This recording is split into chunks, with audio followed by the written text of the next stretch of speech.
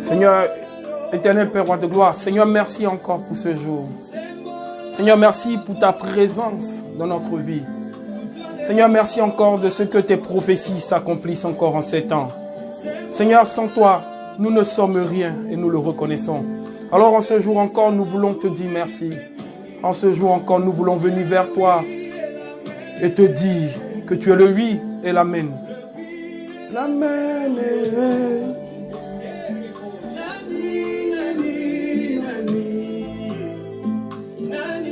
Bien-aimés, soyez bénis dans vos maisons.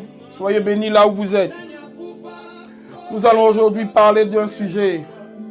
Un sujet que Dieu nous a interpellés là-dessus. Nous voulons parler sur ce sujet.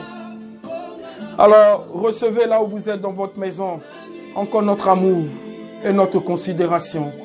Recevez encore la bénédiction du Seigneur là où vous êtes.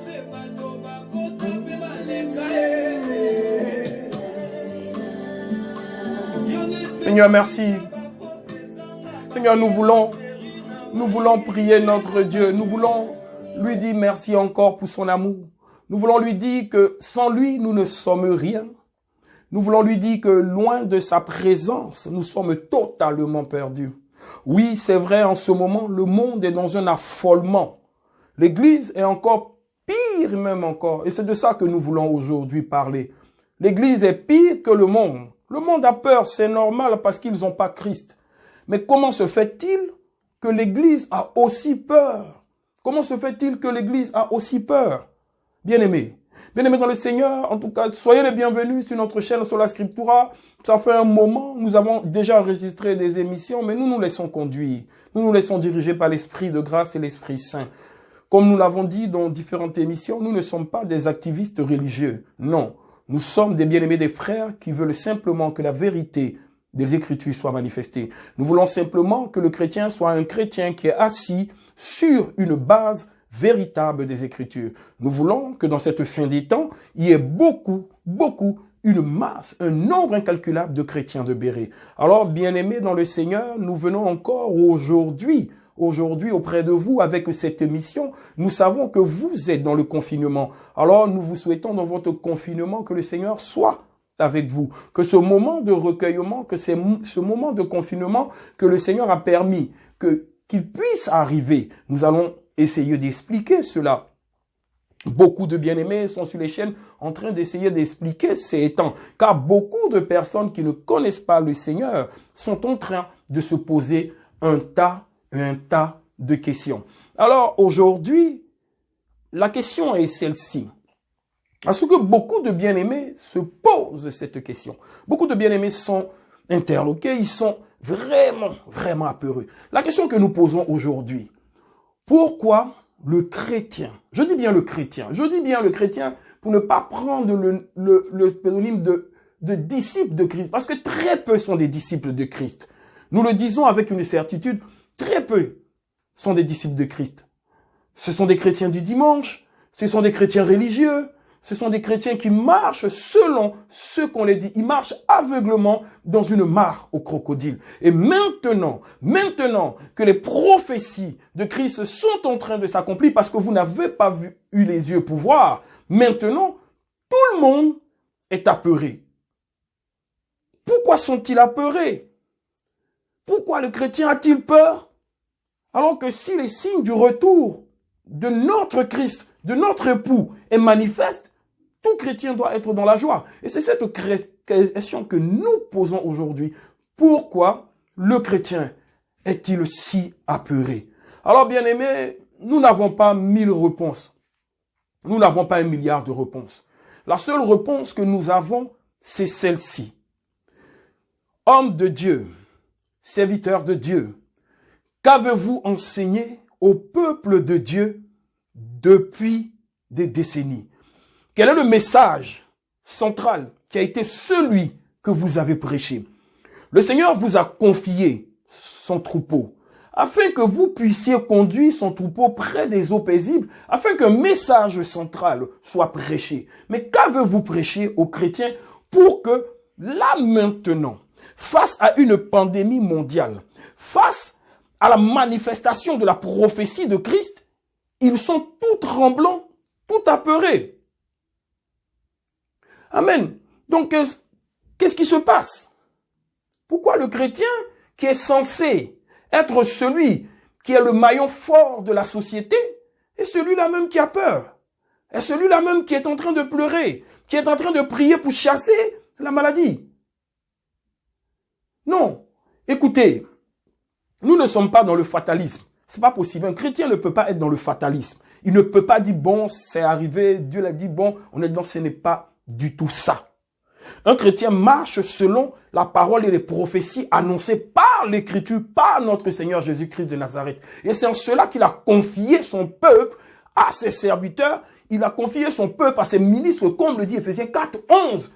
À ses ministres, afin que son peuple soit édifié, pour que lorsque la manifestation de ces prophéties annoncées par notre Seigneur en Matthieu 24 vont commencer à se manifester, nous aurons les yeux afin de voir. Et au lieu d'être dans la peur, nous serons fortifiés, parce que pendant des années, nous avons été enseignés sur ce qui doit arriver. Et nous nous sommes apprêtés, parce que les hommes de Dieu nous ont enseigné à nous sanctifier. Ils nous ont enseigné à nous rapprocher de la sanctification, à ne point faire la guerre avec qui que ce soit, mais à être en paix avec tous. Alors, homme de Dieu, je vous pose encore cette question, mes très chers bien-aimés. Qu'avez-vous enseigné pendant tout ce temps aux fidèles du Seigneur Jésus-Christ de Nazareth? Qu'avez-vous enseigné au peuple de Dieu? Qu'avez-vous enseigné? Pourquoi maintenant tant et tant de questions sont en train de remonter sur l'enlèvement, sur l'œuvre de la croix, sur le jour de Christ?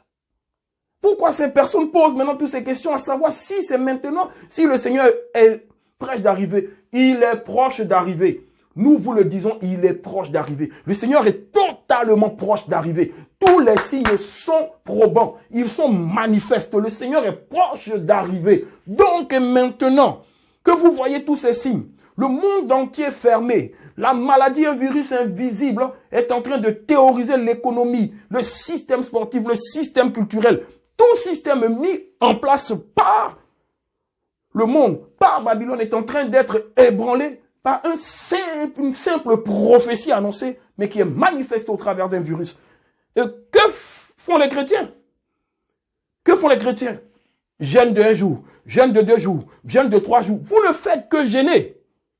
Vous jeûnez là pourquoi? Du moment où c'est quelque chose qui a été annoncé. Ça, nous allons y arriver à là. Vos jeûnes et prières, que vous êtes en train de mettre beaucoup de jeûnes et prières, nous allons arriver à là pour essayer de comprendre. Vos jeûnes et prières là, c'est l'attitude de qui dans la Bible? Nous allons arriver. Mais d'abord, nous venons sur l'enseignement. Sur l'enseignement que vous avez prodigué au peuple de Dieu et que maintenant, ils sont en train d'être perdus. Nous allons prendre notre Bible comme chaque jour. Comme chaque fois que nous faisons une émission, nous allons prendre notre Bible. Nous allons aller dans le livre de Corinthiens, en 1 Corinthiens, chapitre 1er, et nous allons aller au verset 20. Au verset 20, nous allons lire qu'est-ce que, homme de Dieu, vous aurez dû enseigner, prêcher au peuple de Dieu, afin que lorsque ces événements-là arrivent, le peuple de Dieu se sente fort, fortifié par l'Esprit de grâce. Donc si vous êtes chez vous à la maison, je vais prendre ma Bible et nous allons lire ensemble 1 Corinthiens 20. J'ai pris ma Bible. Donc nous allons lire tous ensemble. Je prends ma Bible, si vous êtes chez vous aussi, prenez votre Bible, car nous marchons selon les Écritures. Sola Scriptura, seulement l'Écriture. Nous ne sortons pas en dehors des Écritures. Aucune déduction. Nous restons pleinement dans l'Écriture de Dieu. Alors maintenant, je lis la parole de l'Éternel. La Bible dit, je suis en 1 Corinthiens chapitre 1er et verset 20. La Bible dit, où est le sage? Où est le scribe? Où est le disputeur de ce siècle? Dieu n'a-t-il pas convaincu de folie la sagesse du monde? Car puisque le monde, avec sa sagesse, n'a point connu Dieu dans la sagesse de Dieu, il a plu à Dieu de sauver les croyants par la folie de la prédication. Amen. Je relis encore. Car puisque le monde, avec sa sagesse, n'a point connu Dieu dans la sagesse de Dieu, il a plu à Dieu de sauver les croyants par la folie de la prédication. Je viens maintenant au verset 22. Il dit, les Juifs demandent des miracles. Ça, c'est vous autres. Les Juifs demandent des miracles. Que des miracles. Les églises maintenant, miracles. Miracle de la cuisse, miracle du dos, miracle du menton, miracle de l'oreille. Que des miracles. Ça, c'est les Juifs. Il dit ici, les Juifs demandent des miracles. Et les Grecs cherchent la sagesse. Il y a d'autres qui se croient meilleurs, des sages. Tout ce que eux, ils disent, c'est ce qui est parole d'évangile. Amen. Tout ce qu'ils disent, c'est ce qui est parole d'évangile. Tu ne peux pas leur dire que, mais il est écrit aussi. Ils vont te dire, non, non, non, d'où tu viens, qui t'a ordonné, tu es mandaté par qui, tu te lèves comme ça, tu prends la Bible et tu viens dire que tel ou tel a tort. Ça, c'est ceux qui sont sages là. Ça, c'est ceux qui sont tellement sages. Ils se disent remplis d'une sagesse alors qu'ils sont dans la fausseté. Ils ont égaré un peuple de Dieu, ils sont dans la fausseté totale. Mais ça, ce sont eux, les Grecs. C'est ce que les Écritures disent ici. Et les Grecs cherchent la sagesse. Maintenant, nous, je suis au verset 23. La Bible dit nous. Nous prêchons Jésus-Christ crucifié. Scandale pour les Juifs et folie pour les païens. Mais puissance de Dieu et sagesse de Dieu pour ceux qui sont appelés tant Juifs que Grecs. Car la folie de Dieu est plus sage que les hommes et la faiblesse de Dieu est plus forte que les hommes. Amen. Bien-aimés dans le Seigneur, bien-aimés dans le Seigneur, si la prédication de la croix n'est pas celle que vous avez prêchée pendant des décennies, la crucifixion et la résurrection de Christ, le bien-aimé Paul dit que c'est ce que lui, il a prêché. Il n'a prêché que ça. Donc la question que nous nous posons, comme nous avons commencé, qu'avez-vous prêché? Qu'avez-vous prêché? Vous êtes comptable de votre prédication devant l'Éternel. La Bible dit que lorsque vous vous présenterez, vous aurez droit à un double jugement. Amen. Vous aurez droit à un double jugement. Ce que vous avez apporté au peuple comme mensonge, et vous-même, votre propre vie. Double jugement. Votre enseignement jugé, votre vie jugée. Donc vous voyez comment c'est difficile cette affaire de prédication-là. Mais vous avez joué avec ça. Vous avez joué avec ça. Vous avez pris ça comme, je ne sais pas moi, comme quelque chose de simple, de facile. Vous avez établi dans les églises des doctrines. Vous avez établi des doctrines. Des doctrines de l'honneur, des doctrines du partage d'onction, des doctrines, je ne sais pas, vous avez mis tellement de doctrines. Hein? Maintenant, le chrétien est arrivé maintenant dans la fin des temps. Il est face maintenant à son destin. Et il se rend compte que ce que les Écritures ont demandé, il n'est pas dans la catégorie. Parce qu'au lieu de rechercher la sanctification, pendant qu'il a donné sa vie à Jésus, le jour de son baptême, le jour qu'il est revenu à la maison où il a été dans la joie, le jour où il s'est approché de l'œuvre de la croix et par le sang de Christ, il a été racheté. Ce jour-là, au lieu de commencer sa marche directement dans la sanctification, qu'est-ce que vous lui avez prêché? Vous lui avez prêché le mariage. Vous lui avez prêché l'enfant. Vous lui avez prêché les promesses. Vous lui avez prêché tu auras, tu deviendras, tu seras, tu vas devenir costaud. Tu es un lion, tu es un vainqueur. Oh, prends ton bouclier, lève-toi. Vous lui avez prêché que ça. Vous n'avez fait que prêcher. Si tu auras. Les gens n'attendent que ça. Ils attendent que ça, tu auras. Maintenant, je vous pose la question. Tout ce que vous leur avez promis là. Bon, Jésus vient bientôt. Nous sommes dans une circonstance, nous sommes dans une situation de confinement et nous sommes enfermés. Nous sommes enfermés. Nous avons tellement entendu de votre part dire, oh, dans les églises, ici c'est le trône de Dieu. Lorsqu'on est à la chair, c'est la puissance. Ne vous approchez pas, celui qui s'approche du trône de Dieu, c'est la chair, c'est la chair. Le trône de Dieu n'est pas fermé. Ce que vous dites, le trône de Dieu là, c'est pas fermé. C'est à l'église, c'est dans vos bâtiments, non? Ça reste des bâtiments, non? C'est fermé. Donc le trône de Dieu est où? Le trône de Dieu est là où un frère et une sœur s'assemblent au nom de Christ. C'est ce que le Seigneur a dit. Le Seigneur a dit, là, 1 ou 2 sont associés en mon nom, je suis présent. C'est ça le trône de Dieu, là où son amour est manifesté. Où un frère, une sœur, 2, 3, 4 s'assemblent pour crier en son nom, il est présent. Mais vous avez fait de telle sorte, pendant des années, que le chrétien est devenu un chrétien dépendant de vos promesses. Je n'ai pas dit des promesses de Dieu, mais de vos promesses, de vos prophéties. Vous avez fait, comme dit le bien-aimé Fatiga Mohamed, vous avez fait de la prophétie une nouvelle religion. On parle maintenant de prophétisme. Si dans une assemblée, il n'y a pas de prophétie, l'église est vide. Si dans une assemblée, il n'y a pas de miracle, de ceci, de miracle, l'église est vide.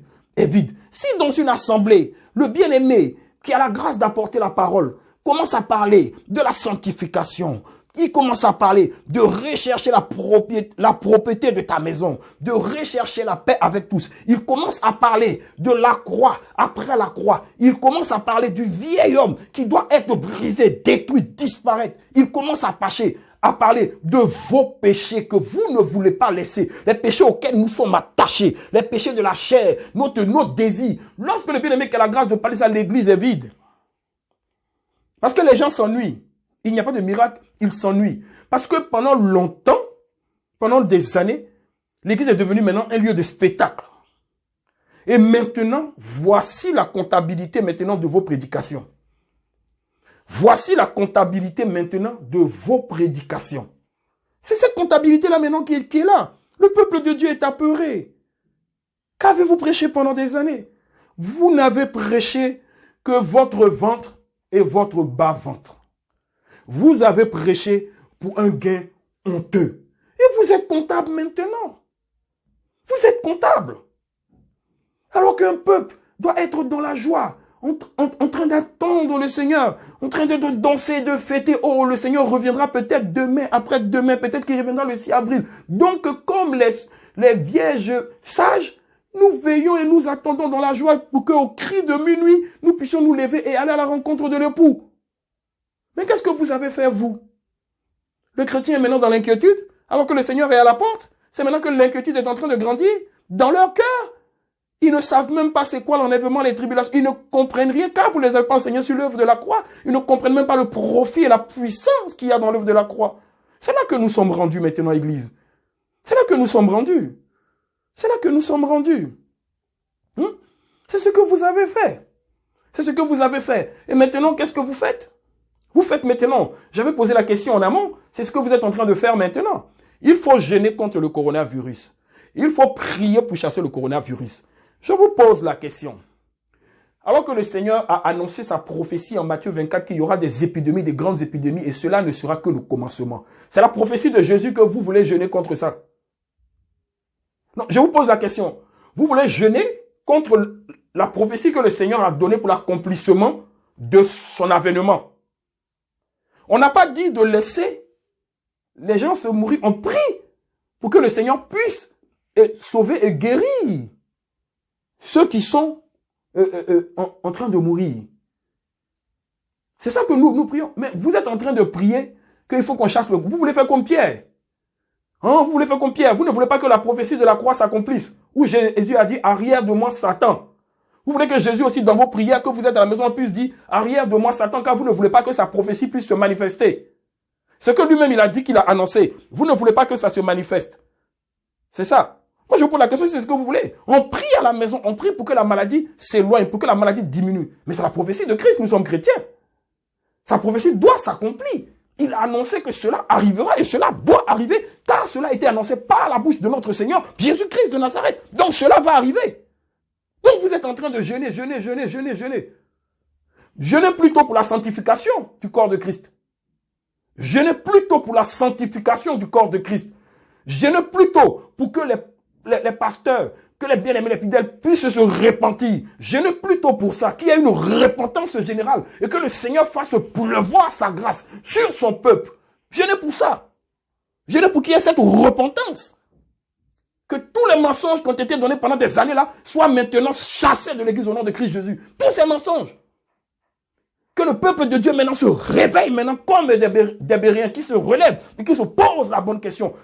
Que vous je suis tellement fâché contre ce qui est en train de se passer, excusez-moi, que vous avez, qu'est-ce que vous nous avez enseigné? Que le peuple de Dieu puisse dire, qu'est-ce que vous nous avez enseigné? Vous nous avez promis mariage, maintenant, nous voici maintenant, on est tremblant, on est paniqué. Vous nous faites gêner, encore gêner pour qu'on chasse coronavirus. Mais n'est-ce pas la prophétie que Jésus avait annoncée en Matthieu 24? Hein? Donc nous allons maintenant jeûner contre la parole de notre Seigneur. Vous voulez faire de nous des ennemis de Dieu. Dites ça. Si vous dites ça, vous voulez faire de nous maintenant les ennemis de la parole de Dieu. C'est ce que vous êtes en train de faire. Donc, bien-aimés dans le Seigneur, voici cette première émission que nous avons faite dans ce temps. Nous vous encourageons, là où vous êtes, dans votre confinement, à rechercher en vous-même ce qui n'a pas été depuis votre marche chrétienne et de vous repentir devant notre Seigneur. Pleurez pendant tous ces semaines, les jours là, pleurez au pied du Seigneur. Demandez-lui pardon. Regardez votre vie. Prenez un miroir, regardez-vous dedans, votre marche chrétienne. Regardez-vous comme ça, vous dites qu'est-ce que j'ai fait qui n'était pas correct. Faites en vous un combat. Entrez en vous, introspection. Entrez en vous-même et posez-vous cette question. Avec qui je suis en palabre? Avec qui je parle mal de qui? Il faut que j'arrête ça. Il faut que j'arrête. Je fais ci. Il faut que j'arrête. Commencez à cocher ce que vous devez arrêter. Car le retour du Seigneur est imminent. La Bible dit que sans sanctification, nul ne verra Dieu. Donc commencez. Je vous demande pardon, bien-aimés. Commencez. Le coronavirus est venu juste. C'est une bonne occasion que le Seigneur vous a donnée. Une grâce immense pour que vous soyez dans votre intimité familiale. Et que vous puissiez, comme à la Pâque de Moïse, tuer l'agneau et mangez vous-même. Tuez l'agneau et mangez vous-même. Prenez le sang, mettez ça sur le linteau et mangez l'agneau en famille. Mangez l'œuvre de la croix. Mangez Christ. Bien-aimés, soyez bénis là où vous êtes. Le moment est merveilleux. Le retour du Seigneur est imminent. Le retour du Seigneur est imminent. L'heure n'est pas de céder au trouble et à la panique. L'heure n'est pas de céder à la crainte. Rien ne rentre en vous. L'incrédulité, loin de vous, dans le nom de Jésus-Christ de Nazareth, dans votre maison. La joie manifeste des vierges sages. L'arrivée du Christ est imminent. Alors tous ensemble, en union de prière, dans l'attente de ce jour glorieux et merveilleux, restons attachés à la vérité de la parole et que l'œuvre de la croix, remplie d'onction de puissance, soit manifeste dans votre maison. Que lorsque vous vous réveillez dans votre maison, l'œuvre de la croix soit debout au milieu et que vous chantez la magnificence de la gloire de Christ à l'œuvre de la croix. Que le sang de Christ coulé pour vous, parlant plus fort que celui d'Abel, puisse remplir pleinement vos vases et que la gloire de Dieu soit manifestée dans vos maisons. Nous ne cesserons de vous dire que l'œuvre de la croix reste debout dans vos maisons. Recherchez la paix avec tous. Merci encore de votre amour. Merci de votre présence. Que le nom de Jésus-Christ soit béni et béni.